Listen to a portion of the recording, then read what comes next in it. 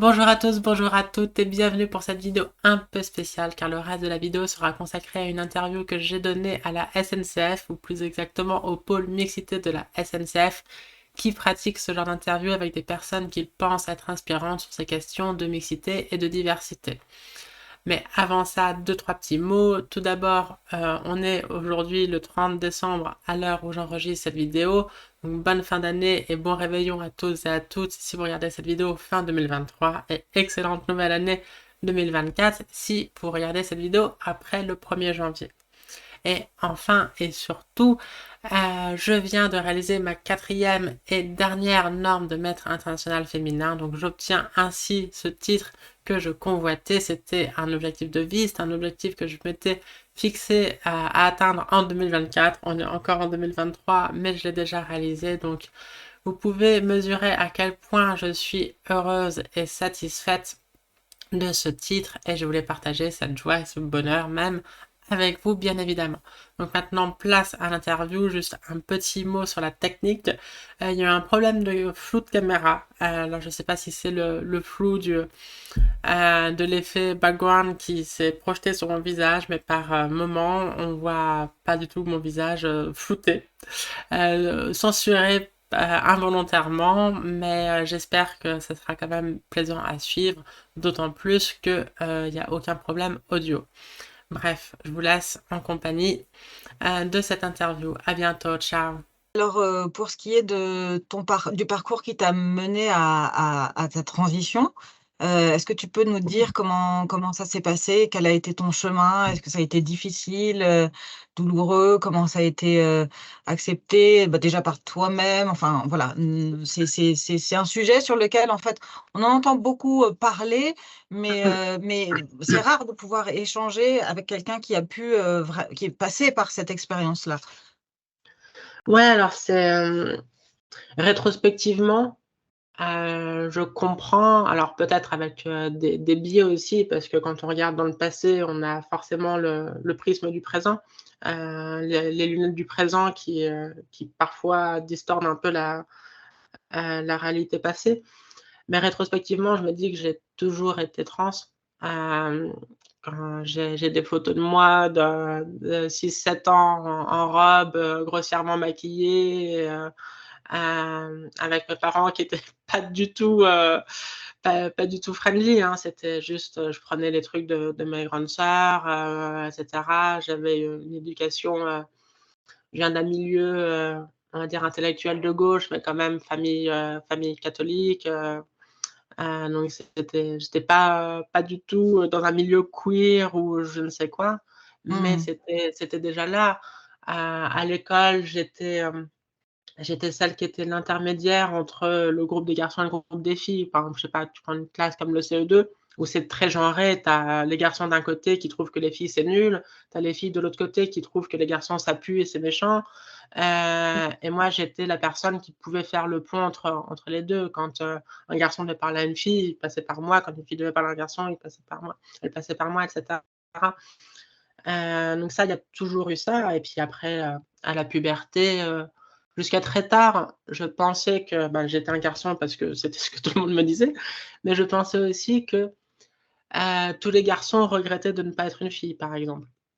Et ça, je me rappelle quand je m'en suis rendu compte que c'était pas le cas, j'avais, 11 ans et Mmh. donc c'était très, très tardivement, en fait, mais je me rappelle, j'avais une discussion avec un camarade de classe où, bah, donc au début de la puberté, je lui disais: «Mais elles ont quand même trop de chance et tout» et puis il me disait: «Mais, de qui tu parles?» «Bah, des filles quoi, enfin c'est tellement mieux» et il m'a regardé avec la même incompréhension que moi je le regardais. C'est le fait, Mmh. moi je trouvais il était, la personne la plus bizarre du monde de pas comprendre que être une fille c'était tellement mieux Mmh. et bah, lui pensait la même chose, de moi et je me suis rendu compte qu'en fait, c'était moi qui étais particulière, c'était pas lui, quoi et Mmh. donc et il y a des trucs comme ça qui sont un peu rigolos, il y a des trucs qui sont moins rigolos aussi, donc l'adolescence, c'était vraiment, enfin l'adolescence, la puberté, on va dire, c'était vraiment quelque chose de très difficile. Hem, à 16 ans, j'avais un tel besoin de changer radicalement de vie, que je suis partie de chez mes parents et j'ai fait un truc un peu bizarre, c'est que je suis allée vivre en famille d'accueil en Russie. Ah, Heu, ouais, pourquoi la donc en Russie? général alors voilà, en général quand je dis ça, la réaction c'est: «Mais pourquoi la Russie?» En fait, la Russie, c'est le choix de la Russie, c'est facile, c'était le jeu d'échecs, c'était le Les échecs. pays, du jeu d'échecs à encore maintenant, mais surtout à l'époque où il n'y avait pas tous les pays qui ont émergé depuis comme, l'Inde, la Chine. C'était vraiment, la Russie qui dominait le jeu d'échecs, dans sa globalité mais la question c'est plus pourquoi, une ado de 16 ans, a besoin de quitter, son pays, sa famille. Je connaissais personne en Russie, j'avais pas d'amis, je connaissais pas la langue, mais bon, plutôt que de tout arrêter, on va dire, j'avais besoin de ce changement. Bon, en fait, non, j'avais pas besoin de ce changement-là, j'avais besoin d'un autre changement, mais j'étais pas du tout prête. Faut aussi comprendre que, heu, pour les personnes de ma génération, on n'avait aucun vocabulaire, on n'avait aucun modèle. Hem, mmh, moi je alors ou presque aucun, c'est-à-dire, Mmh. je me rappelle quand j'avais 12 ans, en 99, j'avais vu au cinéma, Tout sur ma mère de Pedro Almodovar. J'étais très fière d'y aller avec ma grande sœur qui avait 18 ans et donc c'était la sortie entre frangines au cinéma, j'étais super contente et puis, donc c'est un film qui parle de femmes trans, mais et donc je me suis reconnue pour la première fois. Mais ce qui est malheureux, c'est que ces personnages, aussi magnifiques soient-elles, bah, c'est des travailleuses du sexe, en plein milieu sidéen et ultra violent avec de la drogue, Mmh. et d'avoir aucun autre, modèle, c'est un peu triste, quoi. Ça aurait été plus facile si quelqu'un, que ça soit à l'école ou ailleurs, un adulte m'avait dit: «Mais en fait, il y a des personnes qui sont trans, ça marche comme ça, Mmh.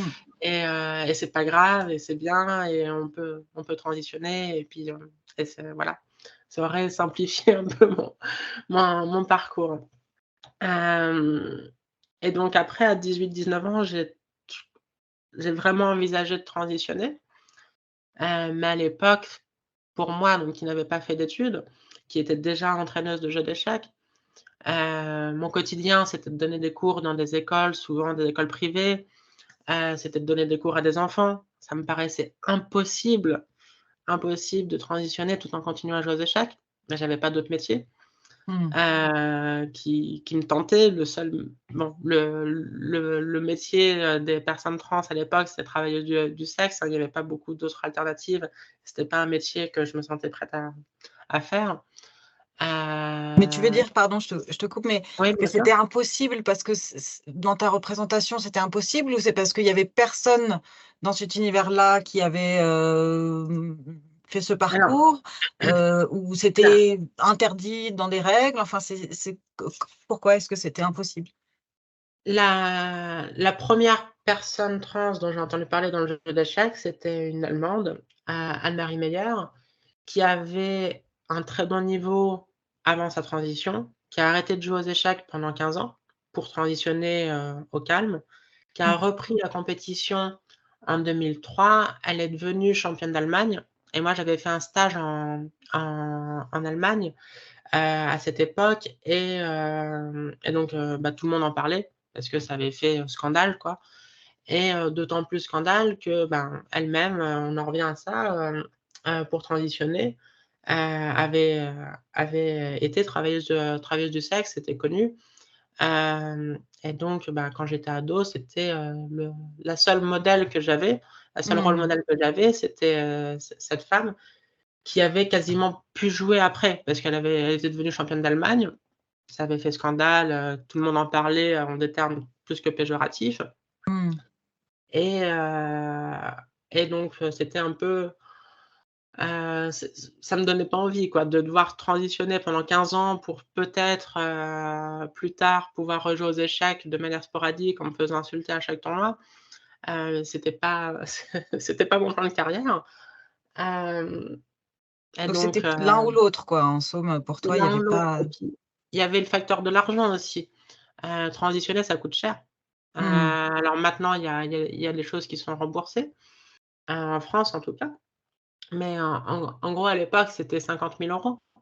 Le prix d'une transition, étalé sur plusieurs années. Moi, j'étais au SMIC, j'avais un contrat d'entraîneuse, je travaillais pas 35 heures effectives, mais je gagnais un SMIC. J'avais pas d'argent de côté, donc ça me paraissait totalement impensable, quoi. Sans même parler des discriminations à venir, de la violence et tout. Ouais, ça me paraissait, impossible. Donc parfois je rêvais. Si, OK, si je gagne au loto, c'était clair ce que je ferais de l'argent, mais sinon concrètement, ça me paraissait impensable. et et donc pendant quelques années, j'ai vécu dans cet entre-deux où j'arrivais pas à faire le deuil de ce rêve, mais j'arrivais pas non plus à faire le premier pas. Et puis à un moment, c'était trop difficile de vivre dans cet entre-deux. Et j'ai fait le deuil de ma féminité. J'en parlais à ma meilleure amie. J'avais pas beaucoup de confidentes, à qui je pouvais vraiment parler de toutes ces questions, mais elle, oui. Et je lui en parlais comme de faire du deuil de ma féminité. Et donc j'essayais de vivre, comme un homme, jusqu'à ce que, bah, moi, c'était des cauchemars qui me rappelaient à la réalité, quoi. Des cauchemars Mmh. réguliers de transition forcée, enfin, des trucs assez violents, bon bref, Mmh. assez intimes aussi, mais on peut pas vivre dans le déni trop longtemps, quoi. On est Oui, toujours rappelé l'inconscient, à se la rappelle à réalité nous, de mmh. voilà. Et puis là, la société avait changé, j'avais changé aussi. Hem, je savais que ça serait pas simple de transitionner tout en continuant à jouer aux échecs, mais je savais aussi que j'étais très, très bien entourée. J'ai un groupe d'amis, surtout d'amis ES qui sont très proches de moi, qui me soutiennent, heu, tout le temps, et je savais que je pouvais compter sur elles. Donc je me suis sentie la force et le courage peut-être aussi grâce à elles, de transitionner tout en continuant à jouer aux échecs, et voilà. Et alors, tu as pu avoir justement, enfin, tu as pu être perçue dans le monde des échecs, en tant Mmh. qu'homme et puis en tant que femme. Et alors, qu'est-ce que, tu as pu observer? Enfin, est-ce que voilà, il y avait une différence dans la façon dont tu étais, regardée, traitée, dont on s'adressait à toi? Ouais, bien sûr. Même par le grand public, par exemple, ou Ouais. des non-joueurs, non-joueuses. Hem, j'ai longtemps été en colocation avec, une joueuse double championne de France qui est meilleure que moi, et Mmh. qui a toujours été meilleure que moi. Hem et donc pré-transition, quand, on rencontrait des nouvelles personnes et qu'on disait qu'on jouait aux échecs, toutes les 2, heu, les personnes à chaque fois se tournaient vers moi, comme si c'était acté que j'étais, la meilleure, parce que, bah, du coup le Le meilleur. meilleur. Et hem à chaque fois, je devais les reprendre en disant: «Non, mais en Mmh. fait, elle est Pauline, elle est championne de France, Mmh. elle est bien meilleure que moi, et cetera». «Ah bon, OK, c'est cool et tout». Et maintenant, bah, il y a plus ça du tout. C'est, «Ah, vous jouez aux échecs toutes les 2», et puis il y a pas ce préjugé de base que je serais meilleure qu'elle. Mmh. Hem, après je vois ça aussi, même, donc je fais des vidéos, bah, toutes les études le montrent, un homme qui dit exactement la même chose en faisant les mêmes gestes qu'une femme sera Mmh. perçu comme bien plus crédible, bien plus compétent Mmh. que cette femme.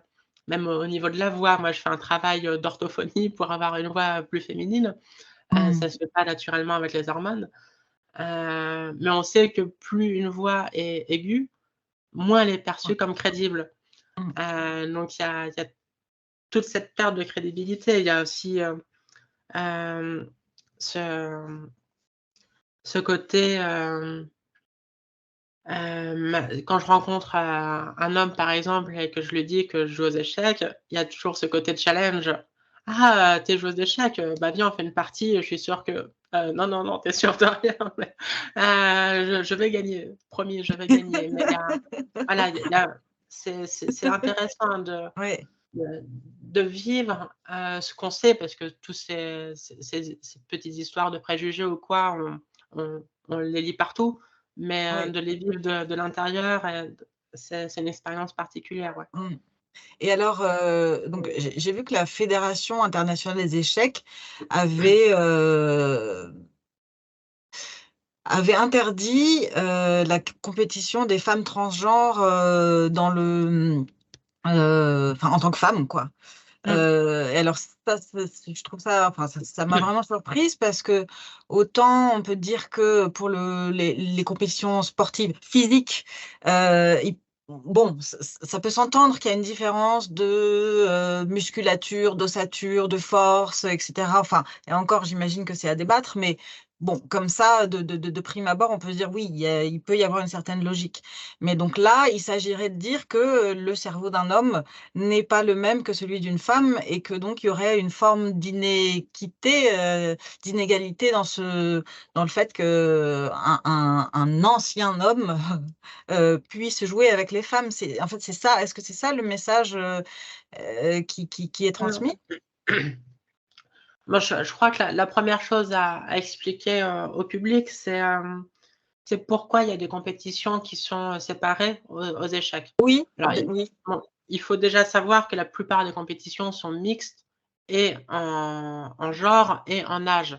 Hem, un tournoi qu'on dit open, donc ouvert à tous et toutes, on voit des fillettes affronter des hommes adultes et réciproquement des petits garçons, jouer des dames âgées et cetera. Mmh. Tout est mélangé. C'est aussi ce qui fait la beauté et la richesse du jeu d'échecs. Parfois, c'est aussi ce qui en fait, des dangers pour, les joueuses. Peut-être qu'on y reviendra aussi. Mmh. Ce côté, intergénérationnel du jeu d'échecs et ces tournois où les genres sont mélangés. Mais il y a certaines compétitions qui sont réservées aux joueuses et ça, il faut comprendre que, déjà, il y a un poids historique du passé. Au 19e siècle, les, clubs d'échecs, c'était des clubs réservés aux hommes. Les femmes n'avaient purement et simplement pas le droit, de rentrer dans ces clubs masculins. C'est le club de «gentlemen» entre guillemets et donc il y avait aucune joueuse d'échecs et le fait qu'il y avait aucune joueuse d'échecs jusqu'à la fin du 19e, bah, c'est encore un poids de l'histoire. Il y avait moins de rôle modèle qu'au début quand, petit à petit elles ont été, acceptées, puis il y avait tous les préjugés et cetera. Si on prend une histoire d'un parcours, typique d'une petite fille, déjà, il faut que ses parents lui apprennent à jouer aux échecs. Mmh. C'est une première discrimination qui est là. Les parents, et en général c'est le père, apprennent plus souvent à leur fils à jouer qu'à leur fille. Donc déjà dans l'apprentissage des règles, c'est pas 50-50. Mmh. Ce premier biais. Deuxième, il faut que les parents acceptent qu'elle aille au club d'échecs. C'est encore, plus rare, donc on a encore beaucoup moins qu'à 50-50. Mmh. Quand elle ouvre la porte du club d'échecs, le plus souvent, elle va voir un entraîneur homme, entouré d'élèves garçons et cet entraîneur homme va montrer des parties de grands joueurs et non pas de grandes joueuses du passé. Mmh. Et donc là, bon courage pour s'intégrer à ce groupe masculin. Bon courage pour trouver des rôles modèles quand à chaque fois c'est que des hommes qui montent des parties d'hommes et cetera. Hem et ensuite, si elle est vraiment mordue et cetera, va se passer ce passage, souvent, où beaucoup de choses arrêtent. C'est l'adolescence où le corps de ces filles devient perçu comme sexué Mmh. par, les hommes et là, on en revient au problème, que peut causer l'intergénérationnalité du jeu d'échecs. Quand dans un tournoi, tu as, 10 joueuses de tout âge et 100 joueurs de tout âge, des adolescentes mélangées à des adultes, 40 ans, 50 ans ou plus Mmh. encore. Sur les 100 joueurs, 90 évidemment vont être parfaits. Il y en a Mmh. peut-être, 8 ou 9 qui vont être, limite borderline, Mmh. bon et il y en aura un qui risque, enfin c'est probable qu'il y en ait un qui commette quelque chose de délictueux Mmh. ou pire. Et à l'adolescence, il y a un énorme un abandon vraiment massif des joueuses. Avant, en moins de 8 ans, moins de 10 ans, on est plutôt sur, en France, 35 de joueuses, un tiers de joueuses. Après, on est à 10. Ouais, donc tu penses que Heu, c'est vraiment lié au sexisme, au harcèlement, sexiste qui peut, c'est un des grands avoir facteurs, lieu? un des grands facteurs d'abandon des joueuses d'échecs. Mmh. Pas le seul, mais Mmh. c'est clairement, prédominant et je suis pas la seule à le penser. On a coécrit une lettre ouverte, au mois d'août qui a fait du bruit dans les médias, dénonçant ces violences sexistes et sexuelles. Elle a été signée au début par 14 joueuses, françaises, puis par, environ 150 joueuses à travers le monde et on souligne cet effet d'abandon massif des joueuses à l'adolescence quand, le corps, de ces joueuses commence à être perçu par sexué, Mmh. par les joueurs et bon, il y a une corrélation évidente et très malheureuse, mais voilà et donc pour toutes ces raisons, il y a des compétitions qui sont séparées Non et mixte, ouais. parfois il y a aussi des prix, attribués à la meilleure joueuse dans des tournois qui sont mixtes et Mmh. donc après se pose la question de, qu'est-ce qu'on fait des joueuses, transgenres? Et donc si on comprend que les compétitions réservées aux joueuses sont pas du tout liées à une différence biologique quelconque, D'accord. supposée ou, imaginaire, mais, au fait qu'une joueuse rencontre plus d'obstacles qu'un joueur, bah, il doit paraître évident que une joueuse trans ne rencontre pas moins d'obstacles parce que, ben, on a tous les problèmes pré-transition, que j'ai pu décrire. On se Mmh mh. prend la transphobie, on se prend des LGBT-phobies de manière générale, mais aussi on se prend aussi du sexisme, au quotidien. Hem, donc donc si on comprend que c'est ces raisons qui poussent les créations, des tournois féminins, je crois que c'est assez évident qu'il faut moralement, qu'il faut légalement inclure les femmes trans. Et donc après là, se pose la question de pourquoi la fédération internationale a établi ce ban et je crois que la réponse est simple, c'est politique. Moi, si on Mmh. m'avait demandé il y a 1 an si c'était possible, j'aurais dit non. Parce que, pour toutes ces raisons qu'on a évoquées, ça paraît absurde de considérer, le aux échecs les femmes trans comme, pas des femmes comme les autres. Mmh mh. Mais la Fédération internationale des échecs est une arme de soft power, est, de la Russie. C'est Ah, dirigé par la Russie depuis plusieurs décennies maintenant oui. et c'est pas une coïncidence que le ban des joueuses, trans aux échecs par la FIDE ait eu lieu quelques semaines après que la Russie a adopté une des pires lois anti-trans, au monde. C'est-à-dire que Poutine a besoin de boucs émissaires, les personnes LGBT et a fortiori les personnes trans sont un bouc émissaire, parfait pour lui, qui s'impose comme ça en garant des valeurs Mmh. morales, traditionnelles, chrétiennes, face à l'Occident, dégénéré et donc il a fait ces lois et juste après, il faut savoir que le président de la fédération internationale, c'était l'ancien numéro 3 de la Russie. Quand Medvedev était président Ah avec oui. Poutine Premier ministre et cetera, Ah, heu, la 3e, c'était l'actuel président de la fédération internationale. d'accord. Donc les Ouais, liens sont ça évidents. ça rejoint, c'est Gaëlle qui pose, cette question en fil de discussion. Elle dit, «Comment vois-tu la Russie maintenant qui récemment» bah, c'est ce que tu venais de dire, c'est Mmh, ce que tu viens de dire, a récemment durci sa politique envers les droits des personnes LGBT, mmh. QIA+, et est-ce que c'est un pays où tu pourrais, voyager encore pour les échecs, où Non, je pen c'est terminé? Enfin pour le je moment. pense très sincèrement, quand bien même je voudrais, c'est, je le plus probable, c'est que je sois emprisonnée, rapidement. Simplement parce qu'il y a des lois, qu'ils appellent anti-propagande LGBT qui datent de 2013, mais qui ont été renforcées en 2018 et là récemment encore en 2023 Mmh. et donc n'importe quelle personne ouvertement out et moi c'est bon, si tu googles juste mon prénom, c'est Oui, écrit que je suis trans, que je suis militante pour les droits des personnes trans et cetera. ouais. Donc clairement, je fais partie de ce lot de propagandistes, hein, d'après le Kremlin. Mmh. Donc non, je n'ai pas envie de m'y risquer. Mmh. Mais On ne sait sinon, je pas. suis horrifiée. D'autant plus Ouais. horrifiée qu'en 2004, c'était quand j'y étais en 2004-2005, la situation était vraiment dure, mais c'était, moins horrible que maintenant. Moi, j'ai rencontré des parce que même pré-transition, hem, évidemment que j'avais déjà ce qu'on pourrait appeler comme queerness, quoi. Et j'ai rencontré des personnes, LGBT en Russie.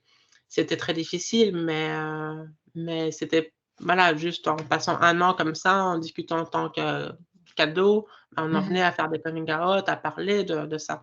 Donc ces personnes LGBT, elles existent en Russie. Mmh. Là, c'est horrible, là, très récemment, il y a de plus en plus de raids dans les rares lieux, LGBT.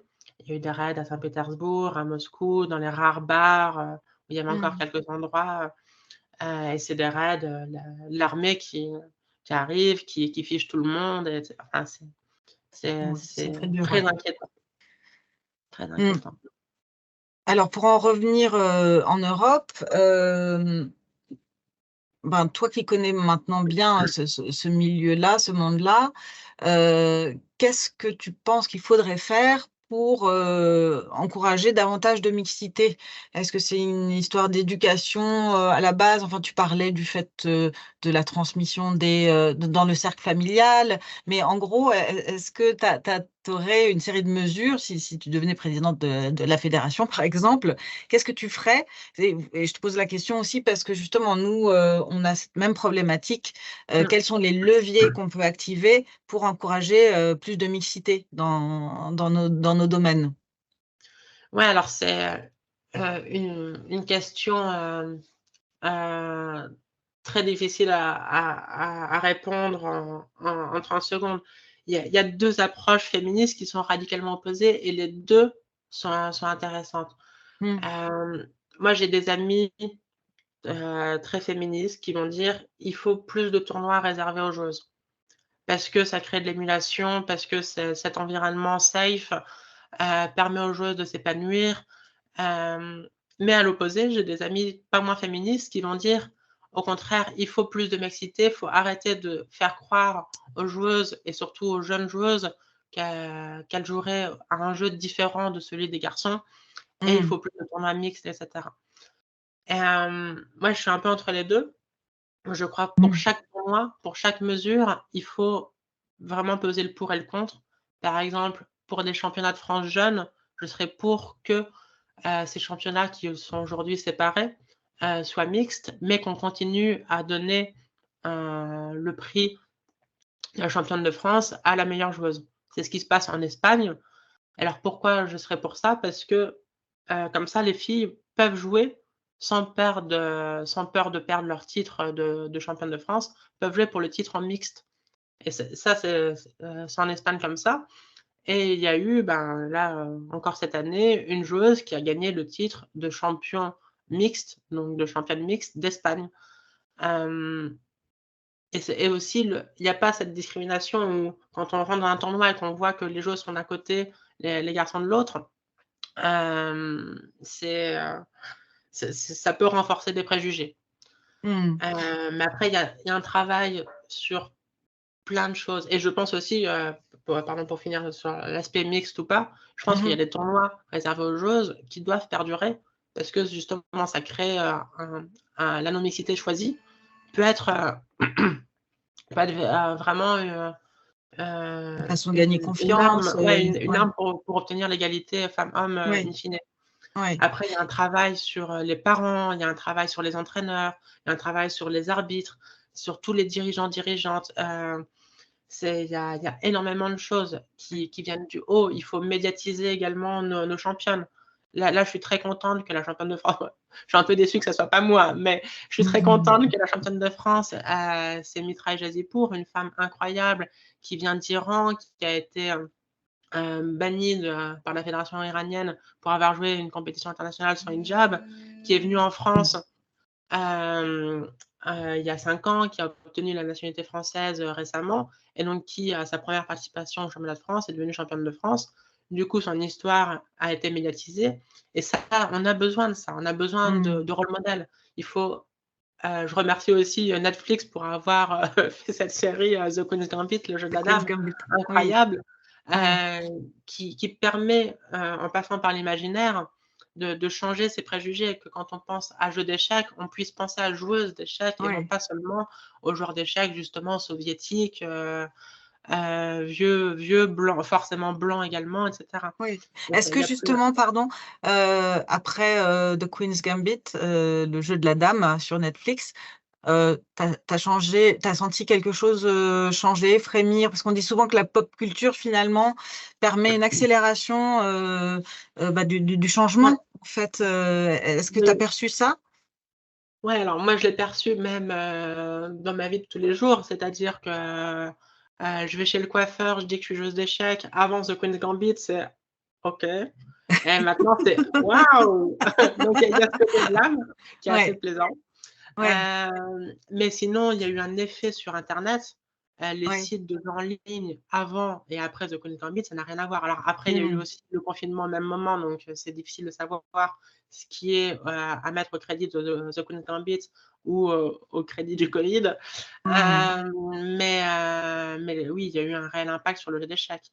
En Mmh. termes de féminité, c'est peut-être moins marquant, mais oui, ça Tu as beaucoup eu de joueuses ont un impact. commencé grâce à The Queen's Gambit et Oui, ça donc c'est ça va dans le sens de ce que tu ouais, disais, les rôles l'imaginaire modèles, est, rendre quelque chose désirable, mmh, en le mettant en lumière et cetera. oui. P pour revenir sur les questions d'inégalité, Gaëlle demande si, les enfin, je sais pas si ça fonctionne en cachet ou, les sal enfin, oui, les salaires, Mmh. les cachets des hommes et des femmes dans les échecs, est-ce qu'ils sont les mêmes? Il y a des différences? Comment ça se Alors passe? ouais, bah, là, il y a eu très récemment une polémique. Donc en tournoi, ça peut être différent parce que bah, le vainqueur du tournoi va gagner plus d'argent et bon, bah, si c'est un homme, il va gagner plus d'argent que, Mmh. le prix attribué à la meilleure joueuse et Mmh parfois, mh. si c'est la joueuse qui gagne le prix mixte, bah, tant mieux pour elle et puis voilà. Mais il y a eu le cas en équipe de France, donc là, c'était, dernier, championnat, c'est le championnat d'Europe où il y a une équipe féminine et une équipe mixte, mais de facto constituée que d'hommes, vu que les meilleures joueuses vont dans l'équipe, féminine, de fait. Heu et les hommes, comme depuis toujours en France, étaient encore payés 2 fois plus que les femmes. Et donc il y a ces débats dans d'autres sports aussi. Oui. Aux États-Unis, les footballeuses ont obtenu l'égalité salariale, les footballeuses étant, aux États-Unis superstars, multiples championnes du monde et cetera, tous des Mmh. grands noms qui sont bien plus médiatisés que les joueurs de foot pour qui sont pas connus juste. Mmh. Mais elles ont dû se battre pour obtenir l'égalité salariale et aux échecs, là, se pose la question parce que les femmes brillent en ce moment, les joueuses françaises brillent à l'international. Mmh mh. Elles ont été 3e du championnat du monde, elles ont été 3e du championnat d'Europe, tandis que les hommes sont bien plus loin. Et donc là, il y a une pression, bah, publique et c'est souvent comme ça qu'on obtient, des avancées grâce aux polémiques, grâce à la pression, du public et la fédération française a acté dorénavant, l'égalité salariale, donc pour les prochaines compétitions, les Français et les Françaises seront payés, le même cachet pour un travail, identique, la même période, le même tournoi, au même endroit, ce qui, à mon sens, est une avancée, mais ça fait polémique, ouais. Mmh. Hem, alors là, j'aimerais bien qu'on passe un petit peu, enfin, qu'on défocus, et qu'on aille un Mmh. peu plus sur ton parcours personnel et ce qui t'a aidé à traverser, bah, les épreuves que tu as eu à traverser. Qu'est-ce qui tu parlais tout à l'heure des amis, enfin quelque chose de l'ordre de la sororité qui t'avait vraiment, Mmh. soutenu. Hem, qu'est-ce qui t'a aidé? Qu'est-ce qui t'a accompagné dans ton chemin? Enfin, personnellement, qu'est-ce que tu as dû quelles sont les ressources dans lesquelles tu as dû puiser pour avancer, pour faire face, aux difficultés? Bah, ce cercle, d'amis effectivement et j'aime beaucoup le mot sororité que tu as employé, c'est parce que c'est vraiment ça et ce sentiment de sororité, avec elle, avec ses joueuses d'échecs, hein. Tout mon cercle le plus proche, c'est des joueuses d'échecs. Je l'ai toujours eu et elles l'ont eu aussi avec moi, même avant ma transition. On partait en tournoi entre copines, j'ai, été, coloc avec, plusieurs, d'entre elles. Il y avait vraiment ce côté, ouais, sororal. Hem et clairement, j'aurais pas pu transitionner tout en continuant à jouer aux échecs sans leur soutien, sans leur, amitié, sans leur amour. Mmh. Et je vais essayer de pas être trop émue, en disant ça.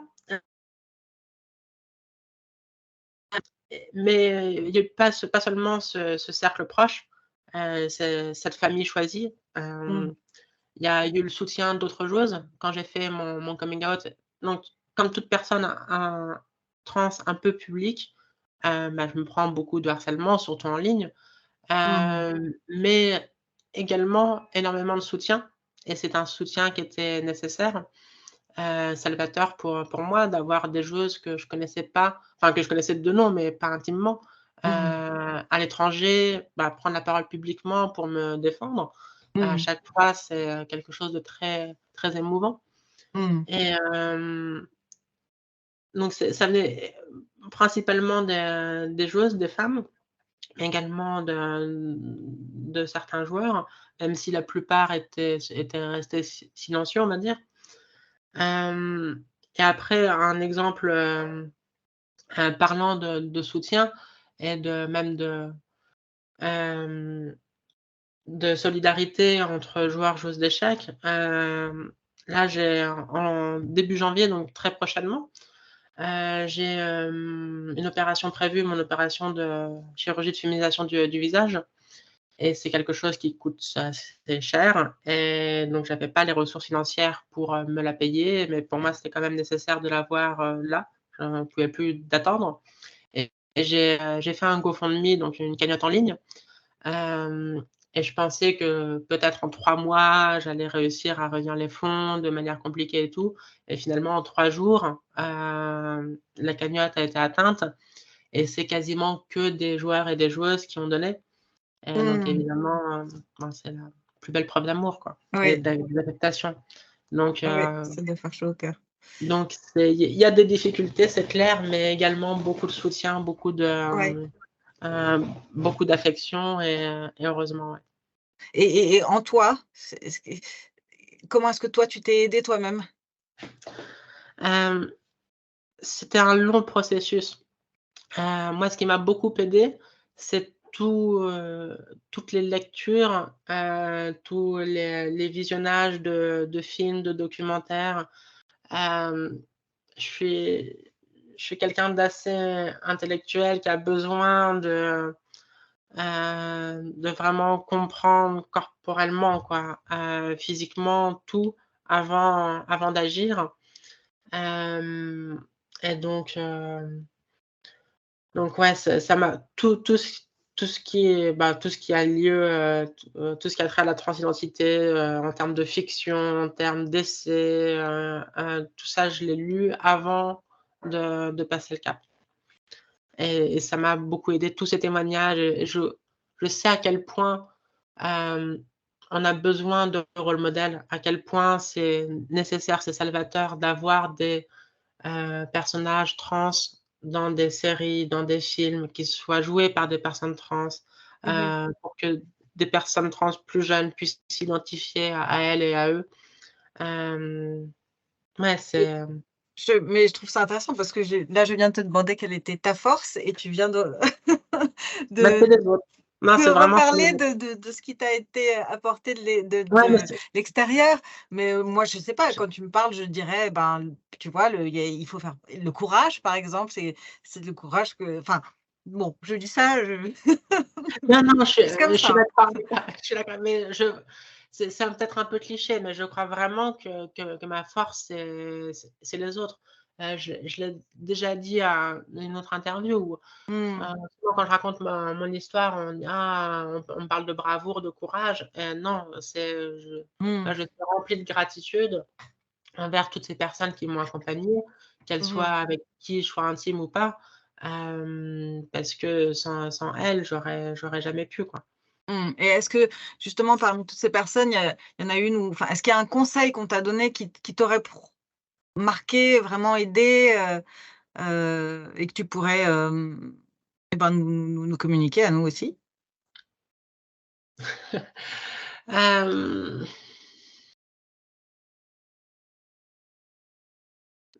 non, je sais pas, mais on peut pas se mentir trop longtemps. Mmh. On peut pas se mentir indéfiniment. C'est très compliqué de transitionner encore maintenant, mais c'est encore plus compliqué de ne pas transitionner quand on est une personne trans. Moi, Mmh. c'était quelque chose que j'ai eu beaucoup de mal à comprendre quand j'avais 18-19 ans.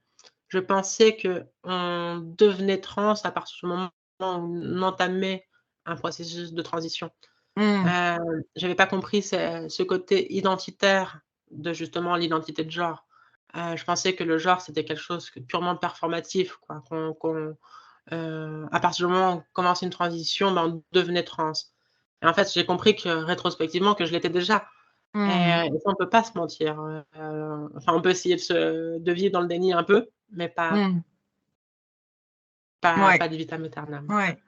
Il y a Laetitia qui demande dans le fil de conversation: «Pensez-vous que les enfants d'aujourd'hui sont mieux informés, éduqués que ceux d'hier par rapport à l'acceptation de tous les genres? Il me semble qu'il faut un changement culturel global dans la société française pour y arriver».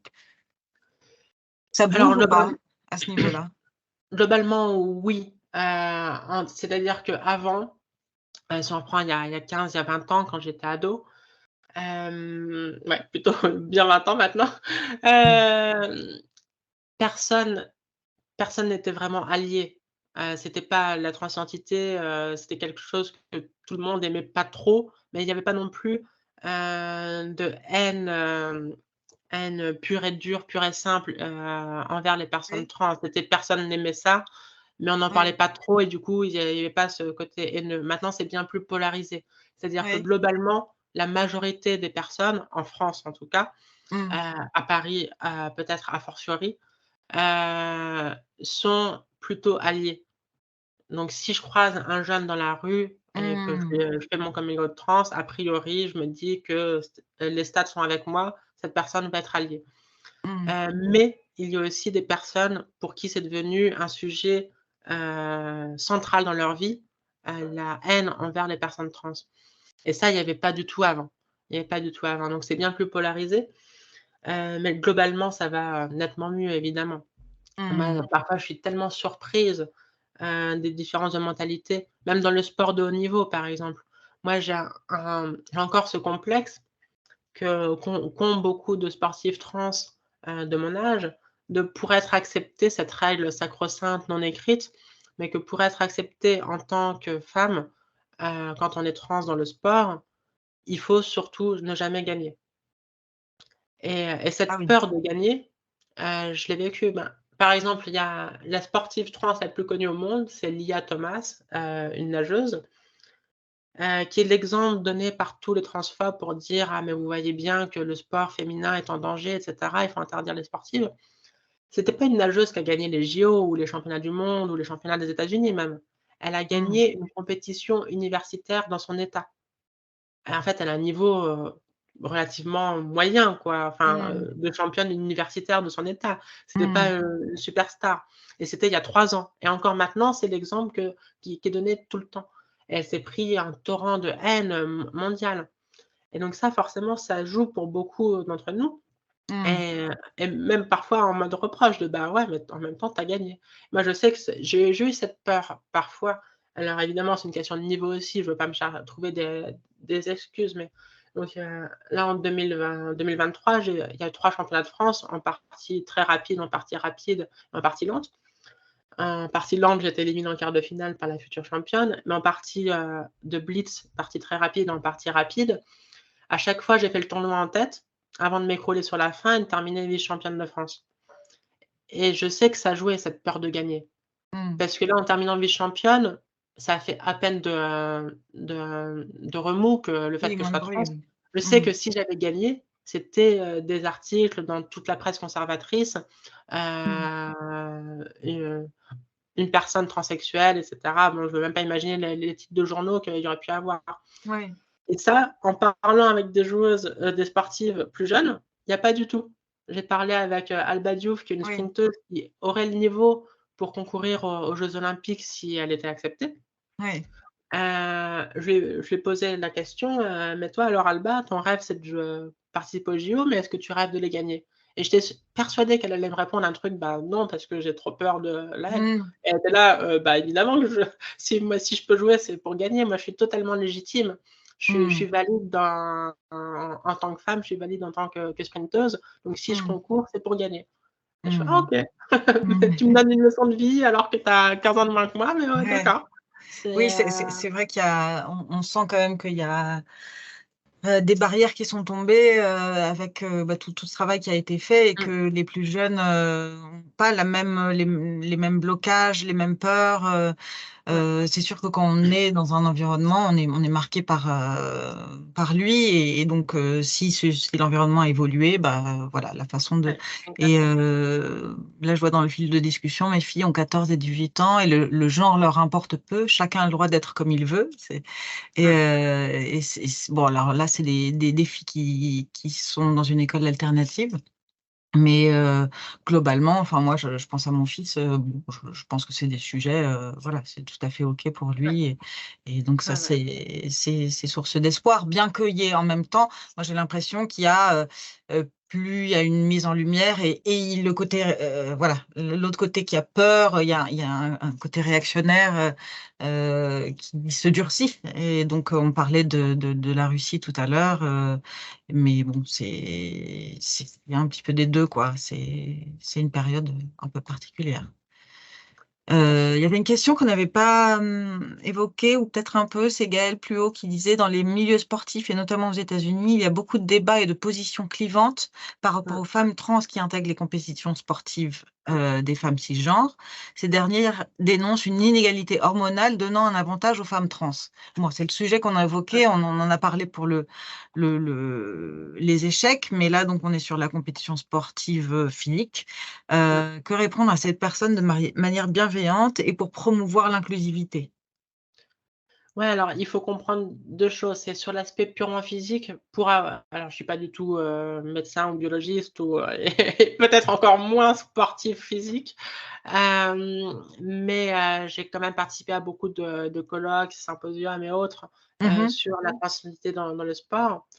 En gros, le consensus, scientifique, c'est qu'une femme trans n'a post, post-transition hormonale, après 1 an ou 2 ans d'hormonothérapie, n'a pas d'avantage biologique comparé à une femme cis de sa taille. Donc il y a le D'accord. facteur taille à prendre en compte. Oui, Mais donc si, moi par exemple je suis 1,78 m, évidemment que pour une femme, je suis grande, oui, mais il y a des femmes d'1,78 m où il y a des femmes bien plus grandes. Donc par oui. exemple, si on m'interdit de jouer au basket, j'ai jamais joué au basket de ma vie, donc je serais nulle, ça serait un peu bizarre de vouloir m'interdire d'y jouer au prétexte d'un avantage, mais bon bref. C'est pourquoi autoriser des femmes cis qui font 1,90 m ou plus? Oui. Parce que je serais biologiquement désavantagée. Mmh. Et donc ça, c'est sur l'aspect purement physique et après il faut bien comprendre que le sport, c'est pas seulement un aspect, physique, même le sport physique. Il y a Mmh. 1000 autres facteurs. Par exemple, le soutien parental, c'est primordial. Les femmes Mmh. trans, en général, souffrent bien plus de rejet parental que de soutien parental. Mmh Il y a mh. l'aspect argent. Il vaut mieux être riche dans le sport. Les femmes trans sont une des catégories, de population la plus précaire, Mmh. possible. Il faut avoir une motivation à gagner. Comme je parlais, nous, on a souvent une motivation à ne pas gagner, et cetera, et cetera. Donc tous ces facteurs sociaux et psychologiques font que les femmes trans ont encore plus d'obstacles, que les femmes cis et a fortiori que les hommes dans le sport. Et donc pour moi maintenant, a avant de me renseigner, je Mmh. savais pas parce qu'effectivement, on peut comprendre que est-ce qu'il y a pas quand même et en fait, maintenant, je suis persuadée que dans la grande majorité des sports, alors peut-être pas tous, je préfère être prudente, mais dans la grande majorité des sports, il est absurde de refuser une femme trans après quelques années, Mmh. d'hormonothérapie. Et ça, on le voit la différence, hein. Moi, les métrages en vélo où je mettais une demi heure avant, Maintenant, je mets Oui. 40 minutes, hein, ça c'est, non, ça on voit vraiment, c'est très efficace, hein, très efficace. Il y a Stéphane qui pose une question, que je trouve assez intéressante. Je me la pose souvent en fait, Mmh mh. et il demande en même temps: «Peut-on situer un âge avant lequel on admet que l'enfant se cherche et au-delà duquel le jeune sent en lui le genre et l'orientation sexuelle qui se précisent?» C'est vrai que, bah, moi j'ai eu le cas dans mon entourage, une amie dont la fille qui est adolescente, et ben, voilà, a émis le souhait, après une période, assez longue et difficile où elle se cherchait, ça allait pas du tout et cetera. Et je sais pas, elle doit avoir 15 ans, Mmh. et donc pour la mère, c'était un vrai il y a un vrai dilemme et il y a une crainte terrible parce qu'en même temps l'adolescence, c'est l'âge où tout le monde se cherche et est un peu paumé Ouais. et donc on se dit, une décision comme ça qui est tellement lourde, dans ses Mmh. conséquences, si jamais la personne finalement, bah, change d'état, enfin et que voilà, c'est un peu il y a quelque chose d'un peu irréversible, est-ce que toi tu as une position là-dessus, sur ce sujet? C'est vraiment Non, délicat quoi, à partir de quand alors est-ce que quelqu'un est assez d'accord, mature pour pouvoir prendre ce genre de décision? c'est, ce que je voudrais que le grand public comprenne, c'est que, la peur qu'une femme prenne de la testostérone parce qu'elle pense qu'elle est un homme trans et puis en fait elle se rend compte qu'elle est une femme et que du coup son corps soit marqué par la testostérone. Donc cette peur qu'une femme prenne de la testostérone, c'est exactement ce qui se passe pour nous, les femmes trans, quand on est obligé de vivre une puberté masculinisante. Moi, Mmh. moi je l'ai pas dit tout à l'heure quand j'ai parlé de ma puberté, mais bah, du coup je vais le dire. Quand j'avais 11 ans, j'ai essayé de me castrer. Quand j'avais 16 ans, pour ne pas mettre fin à mes jours, je suis allée Mmh. vivre en Russie. Donc la puberté masculinisante quand on est une femme trans Mmh. est quelque chose de terrifiant. Mmh. C'est, donc les risques, ils sont dans les 2 sens, en fait. Mmh. Les études montrent que, par exemple, pour les taux de suicide sont divisés par plus que 2 quand, la personne commence à être acceptée. Mmh. La personne trans commence à être acceptée. Donc si on se soucie du bien des enfants et donc c'est le cas de tous les parents a priori, Mmh. il faut avoir tous ces chiffres, et ces effets dramatiques de rejeter la transition en tête. Et après, donc il existe des solutions intermédiaires comme les bloqueurs de puberté, Oui. qui sont pas du tout, contrairement à ce que certains disent, quelque chose d'expérimental, hein. Ça existe aux Pays-Bas, par exemple, depuis les années 80. Donc c'est-à-dire que les adolescents qui ont pris ça dans les années 80, maintenant, sont cinquantenaires. Donc il y a des études longitudinales sur les effets des bloqueurs de puberté et cetera. Mmh. Et évidemment, moi je suis pour qu'il n'y ait pas d'opération sur des personnes mineures, mais Mmh. c'est le cas en France. C'est le cas en France. Il y a Oui, il y a pas d'opération, définitive, donc en fait, il y oui, a rien de définitif.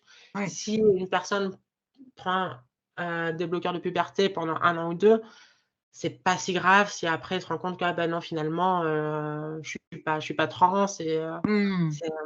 le risque reward est en faveur de ces bloqueurs de puberté, quoi. D'accord, bah, c'est bien noté. Merci pour cet éclairage. On approche de la fin.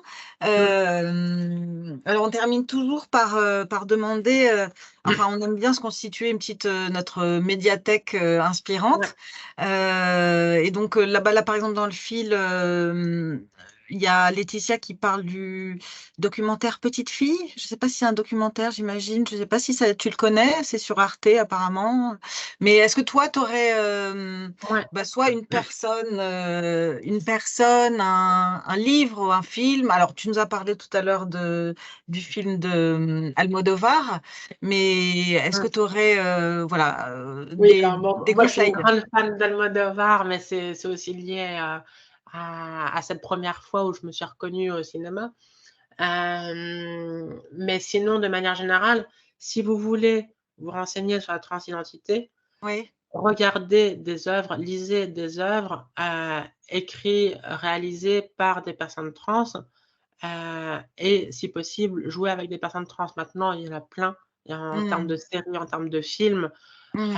avec des personnes trans qui ont aidé à l'écriture ou que Mmh. parfois même qui ont écrit de bout en bout, qui ont réalisé et qui jouent et Mmh ça mh. sera souvent un regard bien plus pertinent que quand Mmh. c'est une personne cis.